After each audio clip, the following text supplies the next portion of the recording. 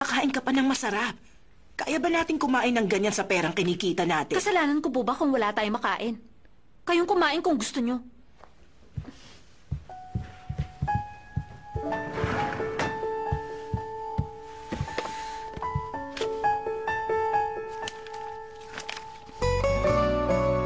Buti pa si ate. Ang sarap siguro ng buhay niyo dun. Sabi nga ayoko pong kumain.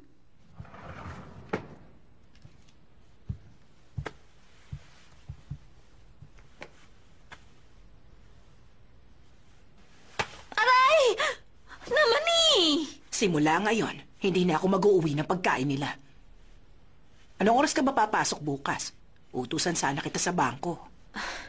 Hindi ko naman kailangan pumunta sa bangko eh. Uso na ang internet banking. Magkano at kanino? Mas kampante akong magdeposito ka mismo sa bangko kaysa pumindot sa computer. Lalo na kung sa Amerika ipapadala ang pera. Sa Amerika? Padadala niyo ng pera sa ate? Ipadala mo na ang lahat ng perang laman yan. Lahat to, ma? Sigurado kayo? Bakit? May problema siya? Sabihin mo, bumili siya ng mga muebles. Kasi, ikakasal na siya. Ano? Ikakasal? Mayaman ba? Ilang taon na? Koreano po ba o Amerikano? Tinanong niyo ba kung anong trabaho? Ano ba naman, ma? Sagutin niyo mga tanong ko. Kailan ang kasal? Imbitado po ba tayo? Ano ka ba? Hindi tayo pwedeng magpunta doon. Mag-text kayo kapag nasa labas tayo. Nag-aaral ang ate mo sa Amerika, kaya siguradong marunong siyang pumili ng asawa. Mapapahiya lang siya kapag nagpunta pa tayo doon. Bakit siya mapapahiya? Bakit niyo nasabi yon? Masipag at mabait daw yung lalaki. Ayaw ng ate mo na mawala pa siya. Huwag na tayong humiling na kung ano pa. At bakit po hindi? Mula nung umalis siya, napilitan ako na...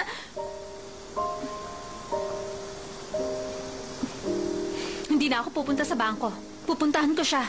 Sigurado kayo makukuha niya ang perang ipapadala niyo? Ako ang magdadala ng pera kay ate sa Amerika. May trabaho pa ako. Sige na po.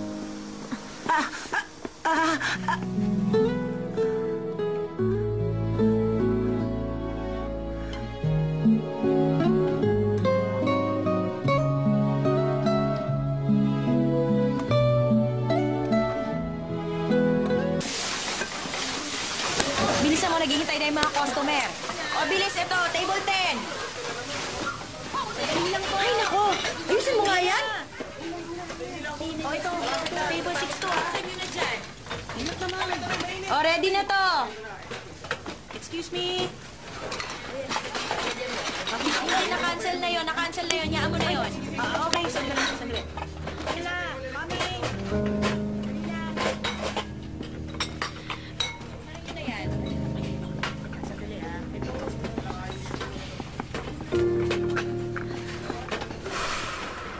Ang sipag mo, Iha. Nagtatrabaho kahit bakasyon. Hindi ka ba alis? Gusto ko po sana. Saan? Basta sabihan mo lang ako bago ka umalis, ha? Ikakasal ang ate ko sa Amerika. Gusto ko po siyang puntahan Talaga? doon. Well, congratulations! Gaano ka ba katagal doon? Hindi na ako babalik. Bakit naman ganun? Kapag kinasal ang ate ko sa Amerika, ibig sabihin wala na siyang balak bumalik dito. At kapag hindi na po siya bumalik, habang buhay na ako maghuhugas ng pinggan at mag-aalaga sa mama ko. Parang sinadya ng tadhana na malungkot ang buhay ko. At hindi tama yon. Huwag mong sabihin yan. 18 years old ka pa lang. Bata ka pa. Kaya nga po, pupunta ako doon. Pangarap ko na yun nung maliit pa ako.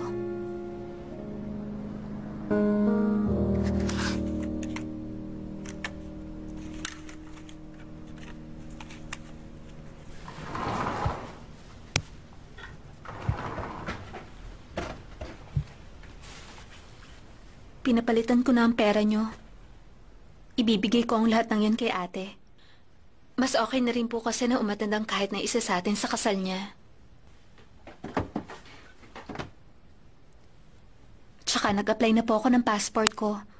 3 araw lang makukuha na.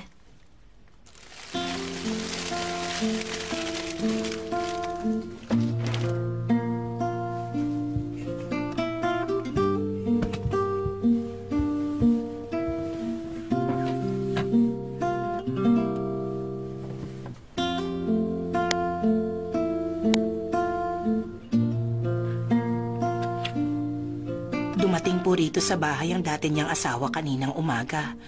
Pasensya na po kayo, ma'am.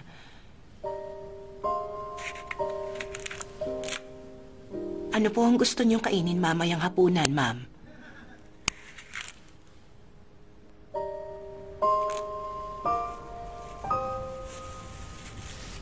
Huwag na po kayong magalit, ma'am. Hindi po kasi ako marunong mag-Ingles, ma'am. Pero sisikapin ko pong matuto. Kailangan kong tandaan to. Dry cleaning only.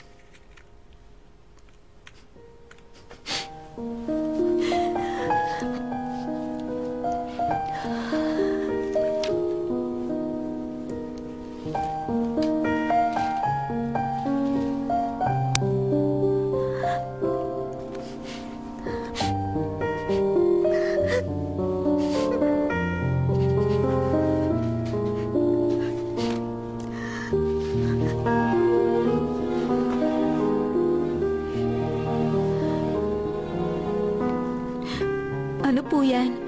Gagawa kayo ng bean powder?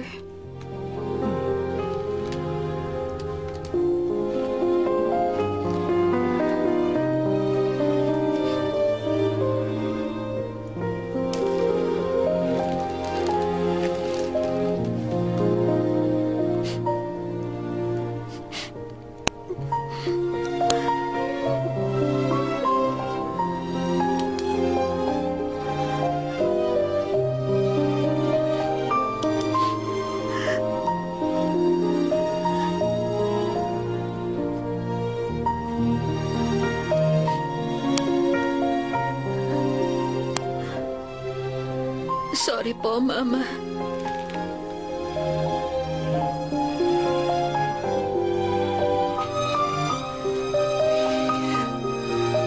Babalikan ko kayo kapag mayaman na ako.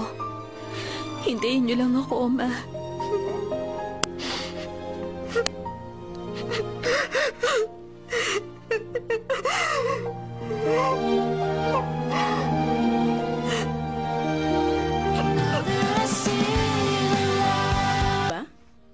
The one on the left. Maybe I should stay there na lang. Do you have to go? Hindi ba pwedeng siya ang magpunta rito? Pwede naman. Just try sending him a wedding invitation. Para makita niya ang mother-in-law niya na nagpapakasal sa bago niyang lalaki. I know hindi mo gusto ang desisyon kong magpakasal. Pero hindi ako magmamakaawa sa'yo. It's because you know na hindi mo ako mapipilit. This is all just nonsense to me. Pwede naman kitang i-disown if you want. Para mawalan ako ng mana, ganon? Yun lang kasi ang paraan para mapilitan kang sumunod. Ano ba kasing nagustuhan mo sa lalaking yon? You heard the rumors at nakita mo kung gaano siya ka-violent. Tell me, have you really fallen in love with him? Rachel, you! Hindi ka ba nahihiya kay Dad when you call me that? Gusto mo akong maging Rachel Choi. Mabuti at may fiancé ka na matatakbuhan mo. Napakasarap ng buhay mo, hindi ba? Give my best regards sa future son-in-law ko.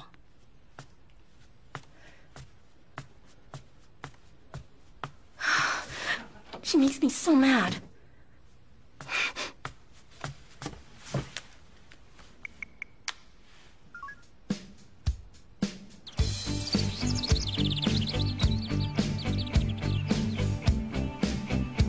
Ang una kong naisip pagdating ko sa California, ang lugar kung saan ako in-exile.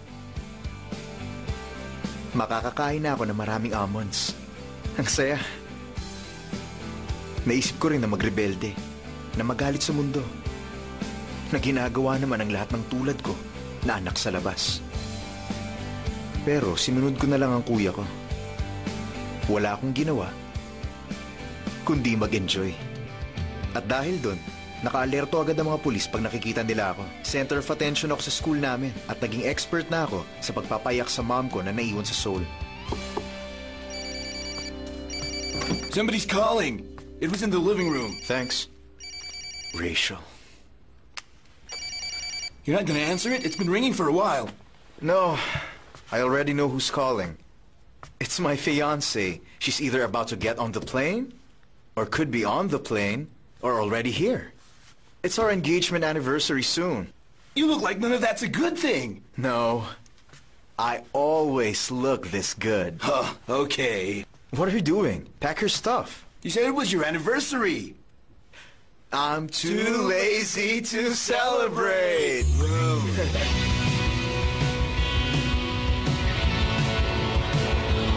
Oh, yeah! Woo! Everything you ever wanted is here in California. That's right, bro. Oh, yeah. Come on, man. Fist bump. Woo! Woo! Yeah!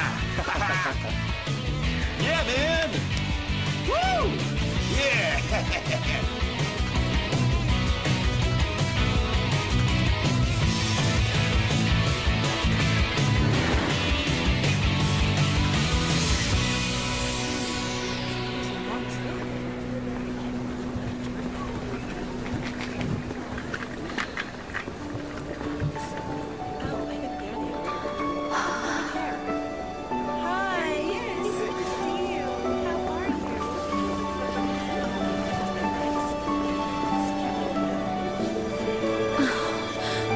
Huwag ka matatakot.